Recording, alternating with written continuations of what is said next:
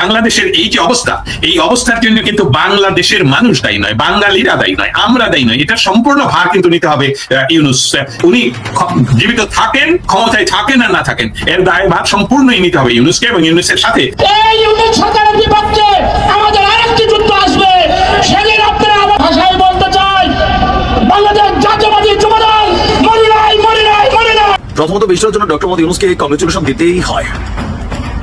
সাবেক প্রধানমন্ত্রী শেখ হাসিনা তিনি যেটা পারেন নাই সেটা জাস্ট একটা মিটিং এ করে ফেলেছেন ডক্টর মোহাম্মদ ইউনূস। এতে সারা বাংলাদেশ এটা একটা হাফ ছেড়া আসলে আমরা বাঁচতে যাচ্ছি।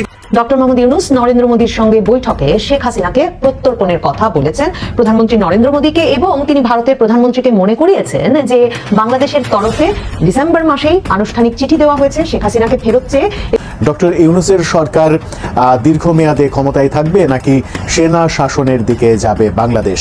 কোন পথে বাংলাদেশ এগোচ্ছে? মোদী ইউনূসের বৈঠক চলাকালীন ইউনূস সাহেব মোদী জিকে কি কি কথা বলেছেন, কি কি দাবি রাখা হয়েছে, এরকম বিশেষ কয়েকটি তথ্য তিনি দিয়েছেন।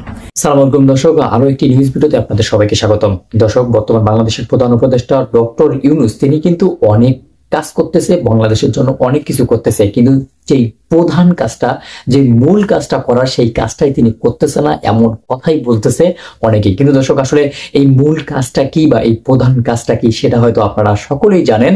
মানে সোশ্যাল মিডিয়ার মধ্যে কিন্তু এখন এমন কথাই উঠতেছে যে ডক্টর ইউনূস রোহিঙ্গাদের তাদের নিজের দেশে ফিরিয়ে নিয়ে একটা নোবেল বিজয়ী হতে পারেন। কিন্তু দর্শক, মানে বাংলাদেশের যে একটা বিচার করার কথা ছিল, যে শেখ হাসিনাকে বাংলাদেশে নিয়ে এসে বিচার করা হবে, সেই বিষয়টার দিকে কিন্তু ডক্টর ইউনূস কিছুই করতেছে না, এমন অনেক কথাই উঠে আসতেছে এখন সোশ্যাল মিডিয়ার মধ্যে। যে ডক্টর ইউনূস নরেন্দ্র মোদীর সঙ্গে আলাপ করলেন, কিন্তু আসলে এই বিষয় নিয়ে কি বলেছেন না বলেছেন এই সব কিছুই কিন্তু আপনারা জানতে পারবেন আজকের এই একটি ভিডিও থেকে। সো আমি আপনাদেরকে রিকোয়েস্ট করবো, আপনারা কিন্তু ভিডিওটি না টেনে সম্পূর্ণ দেখার চেষ্টা করবেন। ভিডিও শুরুতে আপনাদেরকে যেই সমস্ত প্রতিবেদন দেখানো হয়েছে সংক্ষিপ্ত আকারে, সেই প্রতিবেদনগুলো কিন্তু এখন পুনরায় চালু করা হবে, একটার পর একটা প্রতিবেদন আপনাদেরকে দেখানো হবে। সো আপনারা কিন্তু ভিডিওটি না টেনে সম্পূর্ণ দেখার চেষ্টা করবেন, তাহলেই হয়তো আপনারা মানে বুঝতে পারবেন যে বর্তমান বাংলাদেশের পরিস্থিতি কি এবং বাংলাদেশটা আসলে আগামীতে কোন দিকে যাচ্ছে। সো দর্শক, কথা না বাড়িয়ে সর্বপ্রথম আমরা আগে আমাদের প্রতিবেদনগুলো দেখে নেব। বাংলাদেশের এই যে অবস্থা, এই অবস্থার জন্য কিন্তু বাংলাদেশের মানুষ দায়ী নয়, বাঙালিরা দায়ী নয়, আমরা দায়ী নয়। এটার সম্পূর্ণ ভার কিন্তু নিতে হবে ইউনূস। উনি জীবিত থাকেন, ক্ষমতায় থাকেন আর না থাকেন, এর দায়ভার সম্পূর্ণই নিতে হবে ইউনূসকে এবং ইউনূসের সাথে যে হিজবুত তাহরির। আপনি জানেন যে গতকালকে ইতিমধ্যে বা আমেরিকান একজন সিনিয়র জার্নালিস্ট লরা, যিনি খুব ইনফ্লুয়েন্সিয়াল, তিনি ওনার এক্স স্ট্যাটাসে সরাসরি নাম নিয়ে বলেছেন যে এই মাহফুজ উনি হিজবুত তাহরির সদস্য এবং বাংলাদেশ বর্তমান সরকারের উনি একজন উপদেষ্টা মন্ত্রী পর্যায়ের। সো আপনার সাথে এই ব্যাপারে আমার কোনো ডাউট নেই। আমি যেটা বলছি, ঐতিহ্যগত ভাবেই বাংলাদেশের সাথে ইন্ডিয়ার সম্পর্ক কোনো ধরনের খারাপ নয়। এই মুহূর্তে যে অবস্থাটা উনি সৃষ্টি করছেন মেটিকুলাসলি ডিজাইন করে, যে এই সম্পর্কটা যে বাংলাদেশের একটা শ্রেণী তৈরি করেছেন ওনারা কোটি কোটি টাকা ইয়ে করে, যে ভারতবর্ষের বিরোধিতা করতে হবে, ভারতবর্ষ বলতে আমি বলছি বর্তমান ভারতের বিরোধিতা করতে হবে।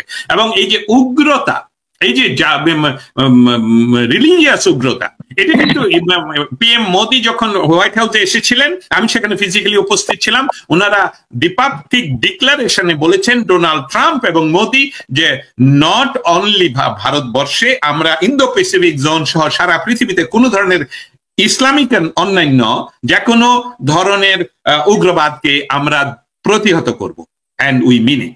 এটা ওনারা বলেছেন। ধরনের ক্যাম্পেইন তৈরি করা, বিভিন্ন ধরনের ন্যারেটিভ তৈরি করা, যেমন তারা আয়না ঘরের কথা বলে, যে বিষয়টা হলো তারা কিন্তু কখনই এটা প্রমাণ করতে পারে নাই যে আয়না ঘর বলতে মানুষের কাছে কিন্তু আয়না ঘরের কোনো ডেসক্রিপশন নেই। হোয়াট ইজ আয়না ঘর? আয়না ঘর, তারপর তারা বললো যে আয়না ঘর তারা তৈরি করলো। এটা প্রমাণিত যে কারণ সেসবগুলো নতুন রং and everything, you see that.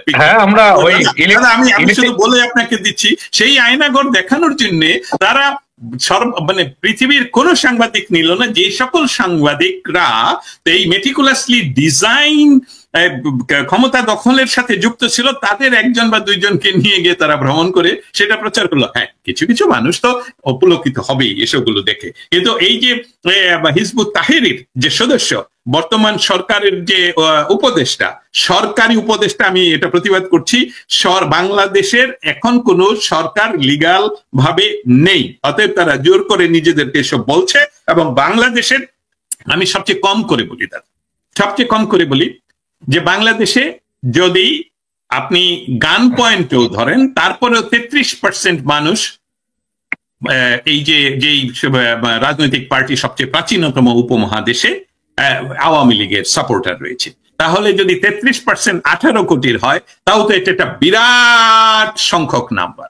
অতএব এই মানুষগুলো কখনোই এই কথাগুলোকে বিশ্বাস করে, তাদের পারিবারিক মেম্বার সহ যদি আপনি হিসাব করেন 8 থেকে 10 কোটি মানুষ, তাদেরকে এরা এই মিথ্যা কথা দিয়ে বুঝাতে পারবেন। On the top of that, যেই বিষয়টা বাংলাদেশে একদম টুটি চেপে ধরে রাখা হয়েছে এই ইউনূস সরকারের মাধ্যমে, যেটা হলো গণমাধ্যম, 32 নাম্বার পৃথিবীর ঐতিহ্য। কারণ একটি রাষ্ট্রের, সম্পূর্ণ একটি জাতি রাষ্ট্রের সৃষ্টির, আপনি বলতে পারেন আদি গৃহ, সুতিকা গৃহ or something like that, born house, সেইটাকে যখন আঘাত করা হলো, যারা বাংলাদেশে আওয়ামী বিরোধী তারাও এটাকে প্রশংসা করেনি, এবং তারা অপেক্ষা করছে এই যে ইউনূস অনেক চেষ্টা ও নাকি করেছিলেন ভারতবর্ষে ভ্রমণ করা, চায়না যাওয়ার আগে, কিন্তু যেহেতু ভারত এই মুহূর্তে কোনো অনির্বাচিত সরকারের সাথে কোনো ধরনের বাইলেটারাল কোনো কিছু করতে অনাগ্রহী, সেই জন্য উনি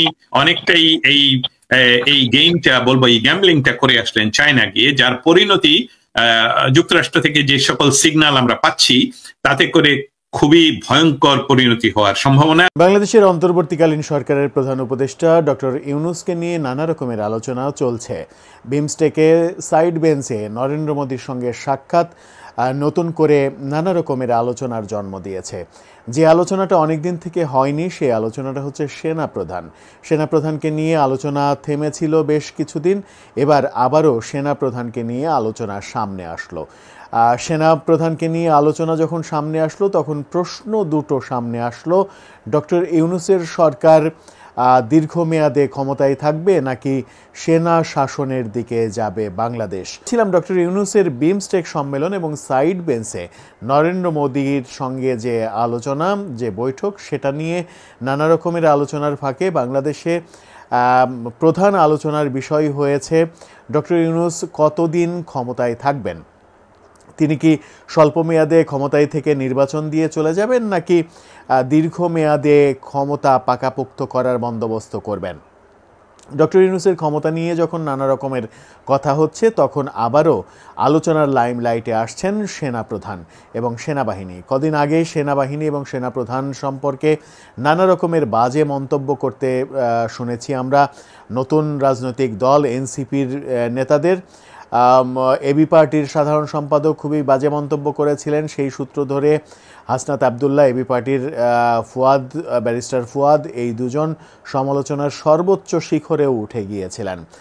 তাদের সেই সমালোচনার পরে এবার নতুন করে আলোচনা শুরু হয়েছে, ডক্টর ইউনূস ক্ষমতা কন্টিনিউ করবেন নাকি সেটি কন্টিনিউ করতে গেলে সেনাবাহিনী ক্ষমতায় আরোহণ করবেন। সেনাবাহিনী ক্ষমতা নেবে কি নেবে না, এই আলোচনা অনেক দিন ছিল। বাংলাদেশের বাস্তবতায় সেনাবাহিনীর ক্ষমতা নেয়ার বর্তমান প্রেক্ষাপটে সম্ভাবনা আছে কিনা, সেই আলোচনাও অনেকে করে থাকেন। সেই আলোচনায় যদি যাই, তাহলে বাস্তবতা বলে যে সেনাবাহিনীর ক্ষমতা নেওয়াটা খুবই কঠিন এই কারণেই যে আন্তর্জাতিক মহলের সাপোর্ট যদি না পাওয়া যায়, বিশেষ করে জাতিসংঘের শান্তি মিশনে বাংলাদেশের সেনাবাহিনী অনেক বড় ভূমিকা পালন করে থাকেন। শান্তি মিশনে বাংলাদেশের বহু সেনা সদস্য অংশগ্রহণ করেন এবং সেনাবাহিনীর মধ্যে অনেকেরই যারা শান্তি মিশনে যান, তাদের স্বপ্নের ট্যুর এটা। অর্থনৈতিকভাবে তো বটেই, ক্যারিয়ারগত দিক থেকেও একটা মাইল ফলক তৈরি হয় সেনাবাহিনীর সদস্যদের ক্ষেত্রে। সেই কারণেই সেনাবাহিনী দেশের ক্ষমতা নেওয়ার মতো ঘটনা ঘটাবে না, এই আলোচনা অনেক দিন থেকেই ছিল। তাতে করে জাতিসংঘ বেঁকে বসতে পারে, জাতিসংঘ শান্তি মিশনের যে সেনাবাহিনীর সদস্যদের অংশগ্রহণ, সেই অংশগ্রহণ বাতিল করে দিতে পারে, এরকম নানা রকমের আলোচনা ছিল। কিন্তু আবারও সেনাবাহিনীর ব্যাপারটা সামনে চলে আসছে এই কারণে, যখন ডক্টর ইউনূসের ক্ষমতা দীর্ঘায়িত করার প্রসঙ্গটা আসছে, নানাভাবে সামাজিক যোগাযোগ মাধ্যমে জনমত তৈরি করার চেষ্টা করা হচ্ছে যে ডক্টর ইউনূস আরও 5 বছর যেন ক্ষমতায় থাকেন। ডক্টর ইউনূস কেউ বলছেন যে আরও 10 বছর যেন ক্ষমতায় থাকে। এরকম নানা রকমের আলোচনা রয়েছে। সামাজিক সাংস্কৃতিক সংগঠনের অনেকেই নানাভাবে বলার চেষ্টা করেন। সাংস্কৃতিক কর্মীরা যারা ডক্টর ইউনূসের পক্ষে মতামত দেন তারা বলার চেষ্টা করে থাকেন। কিছু কিছু সাংবাদিক বিভিন্নভাবে এরকম লেখালেখি করার চেষ্টা করে থাকেন। নতুন যে রাজনৈতিক দল এনসিপি, তাদের পক্ষ থেকে বলার চেষ্টা করা হয়ে থাকে। কদিন আগেই গত মাসের 29 তারিখে আমরা সার্জিস আলমকে এরকম একটা পোস্ট করতে দেখেছিলাম। আজকে তিনি তার ব্যাখ্যা দিয়েছেন। সেই ব্যাখ্যায় তিনি বলেছেন ডক্টর ইউনূস এই বর্তমান যে অবস্থা রয়েছে, সরকার রয়েছে, সেই সরকারের মেয়াদ আরও 5 বছর বাড়িয়ে 5 বছর ক্ষমতায় থাকার কথা আমি বলিনি। আমি বলেছি যে পরবর্তী নির্বাচনের পর, নির্বাচন পরবর্তী সময় নির্বাচিত প্রধানমন্ত্রী হিসেবে ডক্টর ইউনূস যেন 5 বছর অন্তত ক্ষমতা গ্রহণ করেন।